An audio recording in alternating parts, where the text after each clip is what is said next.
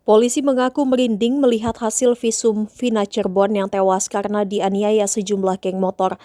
Hasil visum Vina Cirebon yang mengerikan itu disampaikan oleh Kadif Humas Polri Irjen Sandi Nugroho dalam forum Satu Meja Kompas TV pada Kamis 20 Juni. Dalam keterangannya, Sandi Nugroho mengaku mendapatkan hasil visum dari korban Vina Cirebon dan kekasihnya Eki. Hasilnya visum tersebut, kata Sandi Nugroho, membuatnya merinding membacanya. Pasalnya baik Vina dan Eki mendapatkan kekerasan yang luar biasa dari para pelaku. Kekerasan itu baik dari benda tumpul maupun benda tajam. Sandi menyebut bahwa visum Vina dan Eki juga sudah disampaikan di persidangan pada 9 terdakwa yang berhasil ditangkap pada tahun 2016 lalu. Maka kata Sandi, Vina dan Eki merupakan korban pembunuhan sadis.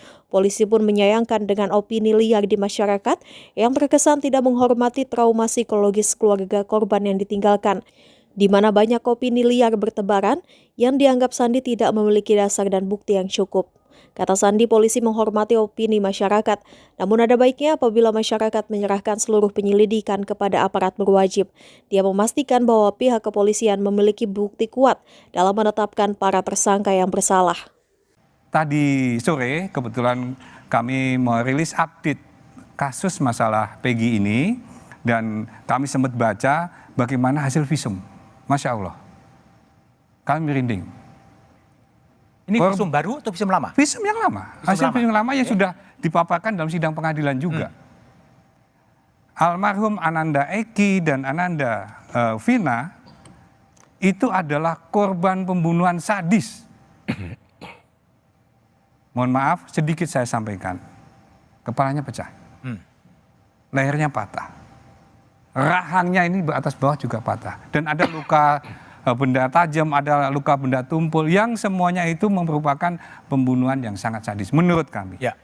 Maka hati nurani kita paling dalam adalah tentunya kita akan memberikan ruang dan porsi yang sama. Silahkan para pembela dari tersangka, itu haknya. Tapi di sisi yang lainnya, marilah kita hormati trauma psikologis dari para keluarga korban.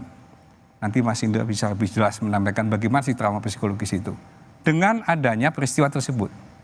Dan kalau dibilang bahwa alat bukti kurang, ini sedikit saya buka sedikit lah. Sebenarnya saya nggak pengen membuka masalah kayak gini karena lebih cenderung ke pengadilan sebenarnya.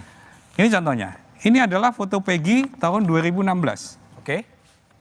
Ini yang diambil penyidik ketika penggerebekan di sana, difoto dan ditunjukkan sama pelaku, dan di BAP, di dalam BAP itu menyebutkan bahwa ya ini Pak, ini Peggy Pak, ini pelakunya. Ini sebagai contoh bahwa penyidik tidak asal-asalan untuk menetapkan siapa yang akan menjadi tersangka. Dan prosesnya sangat panjang. Dari mulai siapa sih yang punya nama Peggy di dalam browsing ataupun dalam hasil penyelidikan Polri. Ada 17 atau 19 nama. Satu persatu dikupas, satu persatu didalamin, satu persatu dijadikan alat bukti. Sampai akhirnya ketemulah ini di satu tempat di Kabupaten Bandung, di mana, mohon maaf Bu, bapaknya Peggy itu memperkenalkan Peggy di tempat kosnya dia, bukan sebagai Peggy, tapi sebagai Robi, yang dibilang adalah keponakan dia. BAP juga udah kita ambil.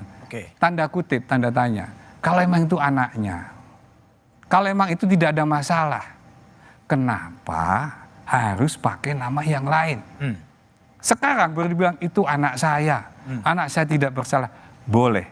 Tapi yang jelas bahwa penyidik akan berhati-hati dan penyidik sangat concern untuk masalah ini.